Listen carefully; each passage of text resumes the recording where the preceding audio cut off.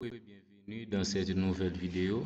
Donc, dans cette vidéo, nous allons voir ensemble les opérateurs arithmétiques en Python. Les opérateurs arithmétiques en Python.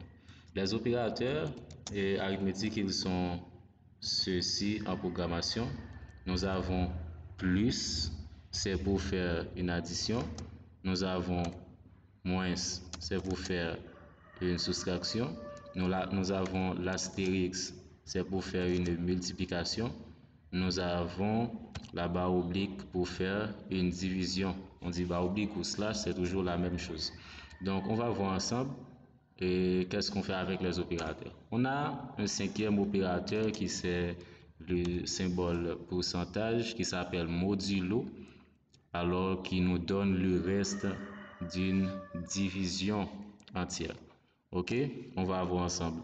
Donc, la première chose à faire, nous allons déclarer deux variables. NB1, c'est pour contenir un nombre 1.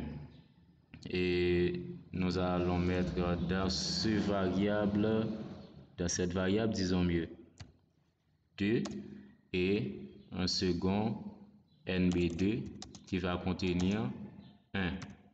Ok, donc c'est très simple et très facile. Donc nous allons créer une troisième variable pour contenir notre résultat. Nous allons l'appeler résultat comme ça. Ok, donc dans cette variable, nous allons affecter une opération en utilisant les opérateurs arithmétiques que nous avons ici. Donc nous avons nombre 1 et nombre 2. Donc NB1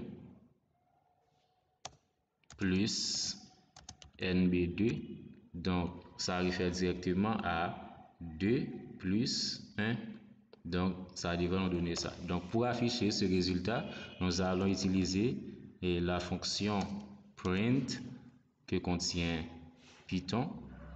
Donc nous allons passer un argument, la variable résultat, pour nous afficher directement le résultat. Donc nous avons un nombre ici, et le résultat doit être la somme de ces deux nombres-là. Et nous affichons le résultat grâce à la fonction print. Nous allons exécuter notre programme pour voir ce que ça va nous donner. Ok, effectivement, nous avons ici 3 dans le terminal. Ok, donc ça a bien marché. C'est ainsi qu'on utilise l'opérateur addition en Python. C'est très simple, n'est-ce pas? Ok, nous allons voir. Nous allons utiliser l'opérateur de soustraction, qui c'est un tiret, c'est le signe moins. Donc maintenant, si nous avons NB1 moins NB2, qui équivaut à 2 moins 1, ça devrait nous donner 1. Donc nous allons exécuter pour voir. Voilà, nous avons 1 ici. 1. Donc lorsque nous avons 2 moins 1, ça donne 1. C'est le résultat de notre soustraction. C'est notre deuxième opérateur ici. Nous allons utiliser le troisième opérateur. Nous allons mettre un astérix pour dire que c'est une multiplication. Donc NB1 multiplié par NB2, à savoir 2 multiplié par 1. 2 multiplié par 1, ça devrait nous donner encore 2. En exécutant, nous avons ici bien 2 qui s'affiche à notre écran. Donc, c'est vraiment une multiplication. Nous allons essayer avec une division, c'est avec la barre oblique pour 2 divisé par 1. Lorsqu'on a 2, on divise 2 par 1, ça nous donne combien? Nous allons voir. Ça donne effectivement 2. Ok? 2 à diviser par 1, ça donne 2. Donc, si nous essayons d'essayer avec d'autres nombres, nous avons 5 ici et remplaçons NB2 par 2, ça va nous donner quoi? Ok, nous avons 5 à diviser par 2.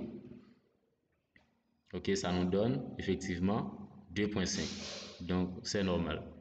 Donc, et pour le modulo nous donne effectivement le reste d'une division entière.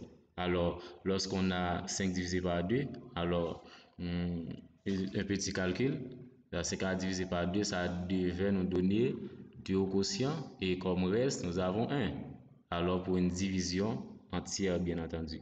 Donc lorsqu'on fait NB1 modulo NB2, à savoir 5 modulo 2, ça devait nous donner le reste de la division. On va exécuter. Donc ça nous donne effectivement 1. Exactement. Lorsqu'on divise 5 par 2, nous avons 2 comme quotient et 1 comme reste. Donc c'est ça le modulo.